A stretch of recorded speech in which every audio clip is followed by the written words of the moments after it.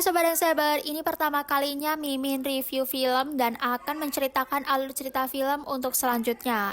Oke, kali ini aku akan menceritakan sebuah film tentang sejarah berdirinya Microsoft versus Apple. Kalian semua pasti tahu. Film ini akan mengulas alur cerita dari film yang berjudul Pirates of Silicon Valley. Langsung saja kita masuk ke alur ceritanya. Film Pirates of Silicon Valley adalah sebuah kisah nyata yang menceritakan perjalanan Bill Gates dan Steve Jobs. Mereka berdua membangun usaha dari nol. Steve Jobs sendiri mendirikan perusahaan Apple dan Bill Gates mendirikan Microsoft atau Windows yang sekarang ini hampir seluruh orang di dunia menggunakan produk mereka. Mungkin kalian salah satu penggunanya. Dikisahkan pada tahun 1971 terjadi demo di Universitas California yang berujung rusuh mengakibatkan mahasiswa turun aksi yang ternyata termasuk Steve Jobs dan sahabatnya yang bernama Steve Bosnia mengajak aksi kerusuhan itu. Steve dan Rusnya terlihat berbeda dari mahasiswa lainnya. Mereka justru membahas terus tentang teknologi dan perkembangannya terhadap kehidupan manusia seperti ingin melakukan pemberontakan. Kedua mahasiswa itu berinisiatif mengunjungi salah satu temannya yang dikenal sebagai pahlawan mahasiswa atau hacker pada masa lalu, dan ia dijuluki sebagai Kapten Crunch. Meski penampilannya sedikit aneh, tapi ternyata kecantikan Kapten Crunch telah membuat banyak penemuan unik. Salah satu yaitu kotak biru berbekal sebuah peluit yang biasa ditemukan sebagai hadiah di kotak sereal. Kapten Crunch sangat hebat, dia mampu merubah alat itu menjadi alat menelpon gratis ke segala penjuru dunia. Bayangin di tahun 1971 dia bisa membuat alat seperti itu. Steve mulai termotivasi dari keunikan yang dibuat dia untuk menjual alat tersebut demi mendapatkan keuntungan. Berbeda dengan bosnya, ia lebih berambisi menciptakan komputernya. Bahkan saking bangganya, ibunya pun sampai mengundang wartawan untuk meliput hasil karya anaknya tersebut. Tetapi menciptakan komputer di tahun 1971 bukanlah hal yang mudah, kan?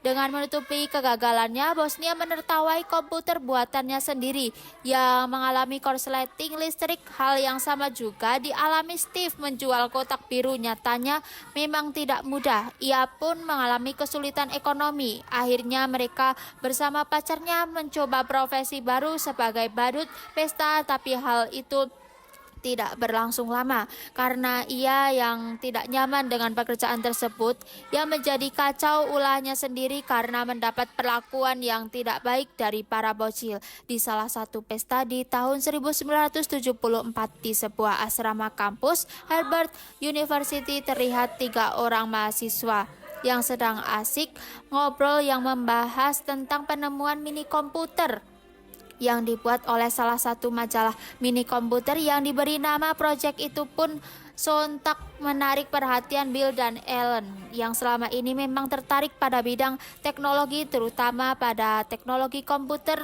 Bersambut Bill dan Ellen yang sangat tertarik pada Altair mendapat kesempatan untuk ikut di proyek pengembangan mini komputer itu.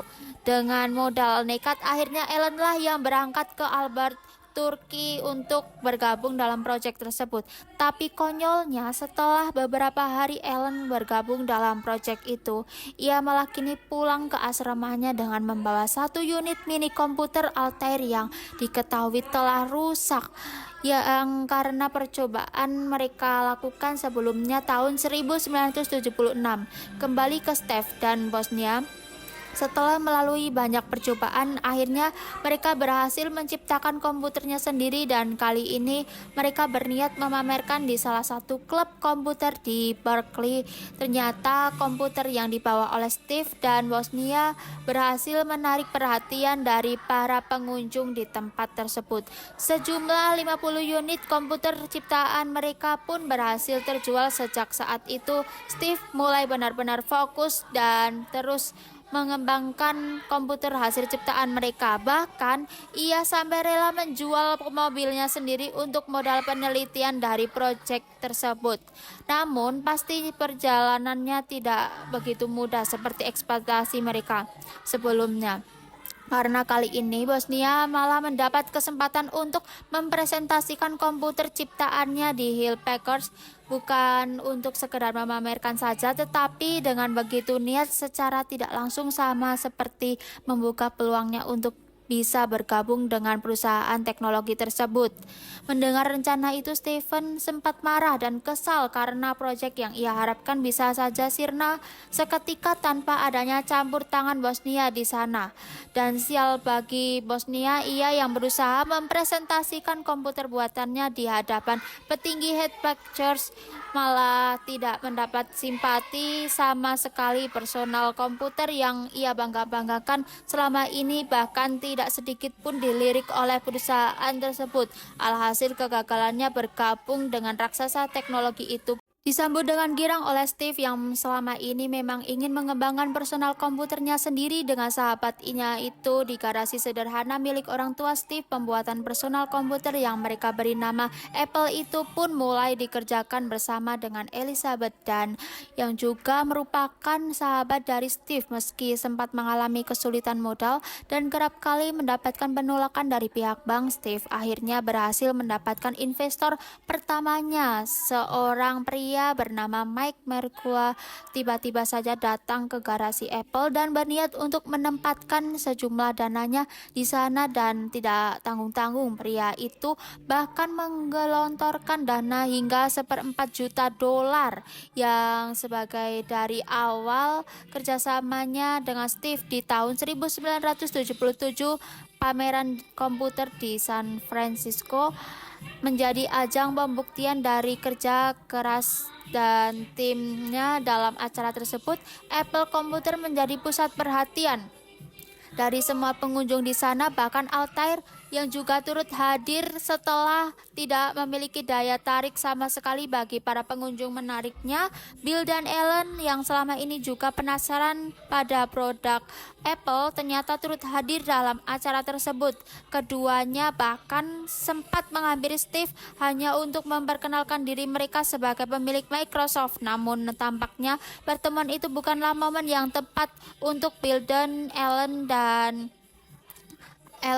karena Steve yang sedang sibuk melayani para pengunjung seakan tidak tertarik sama sekali dengan kedatangan pemilik Microsoft. Penjual pada produk Apple pun kian meningkat hingga membuat bisnis Apple Komputer menjadi semakin besar dalam waktu singkat. Tahun 1980, setelah melalui masa sulitnya, Microsoft akhirnya mulai mendapatkan kesempatan untuk bertumbuh seperti halnya Apple. Semua itu berawal dari kecerdikan Bill yang mendatangi kantor IBM dan menyatakan bahwa Microsoft memiliki sistem operasi sendiri yang ia beri nama DOS atau Diskette Operating System. Ia meyakini bahwa operating system tersebut akan ini sangat tepat jika digunakan di perangkat IBM, perusahaan raksasa teknologi. IBM yang kala itu mulai ketar-ketir dengan munculnya Apple, sontak langsung menunjukkan ketertarikannya pada gagasan Bill. Meski di satu sisi Bill merasa beruntung karena bisa mendapatkan kesempatan langka untuk bermitra dengan IBM, namun di sisi lain ia pun khawatir karena ternyata semua bolanya tentang DOS semata hanyalah karangannya saja, dan karena pada dasarnya Bill pun sama sekali belum berhasil menciptakan operating sistemnya sendiri di sini. Bill benar-benar hanya bermodalkan nekat untuk menawarkan operating sistemnya ke IBM.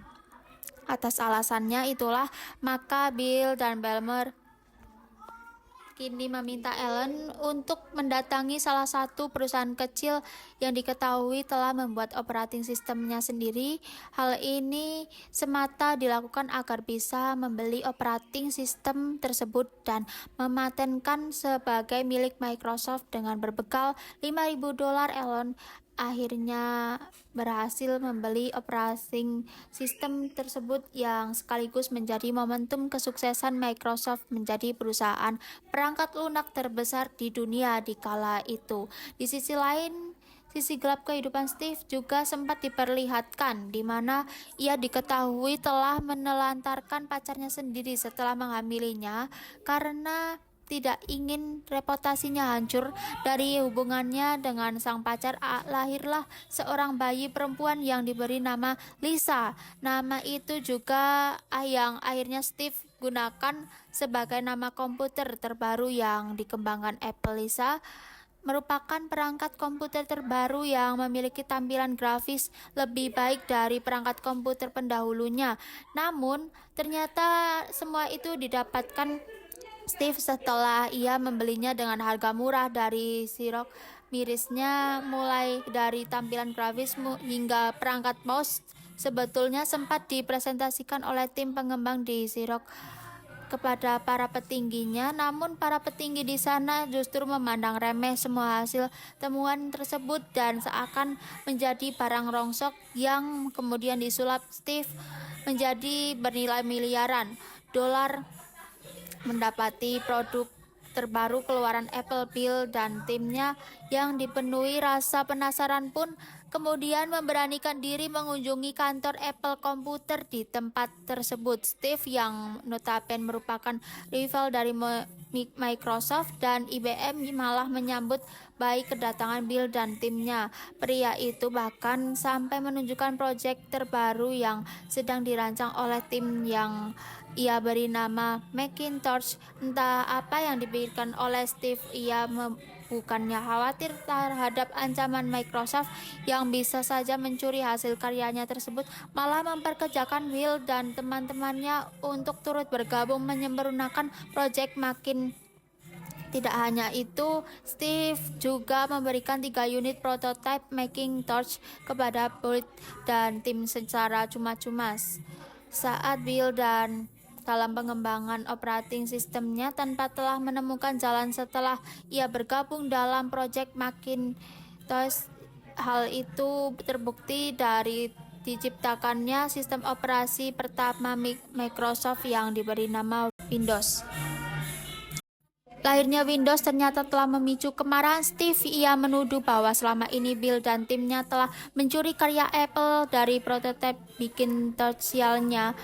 Lagi angka penjualan Windows ternyata malah lebih tinggi ketimbang Macintosh, yang sontak memunculkan perdebatan sengit antara Steve dan Bill. Namun pada akhirnya perdebatan kedua petinggi Apple dan Microsoft itu pun terhenti setelah Bill mengungkapkan tentang kedok yang dilakukan Steve selama ini, di mana ia mengibaratkan dirinya dan Steve sama-sama berperan layaknya pencuri yang telah menggasak barang bernilai tinggi dari Xerox. Apple mungkin telah berhasil mencuri sistem operasi dengan grafis dan penemuan tim Xerox yang menakjubkan, namun pada akhirnya Microsoft lah yang mampu menyempurnakan itu semua menjadi perangkat lunak yang saat ini dibutuhkan banyak orang. Sejak pertikaian tersebut, Will dan Steve akhirnya memutuskan untuk fokus pada perusahaannya masing-masing.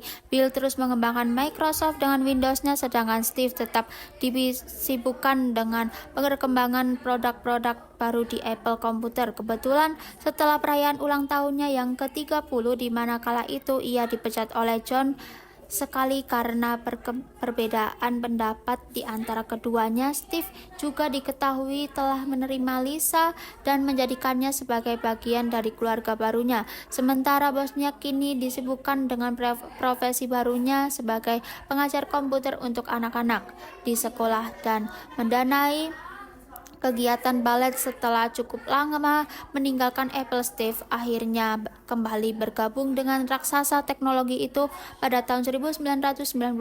Uniknya, Microsoft yang semakin berjaya dengan Windows-nya ternyata kini telah memiliki jumlah saham di Apple Komputer seiring dengan predikat sebagai orang terkaya di dunia yang disandang oleh Bill di kala itu, dan kisah pada film ini pun selesai. Nah, itulah tadi alur cerita dari film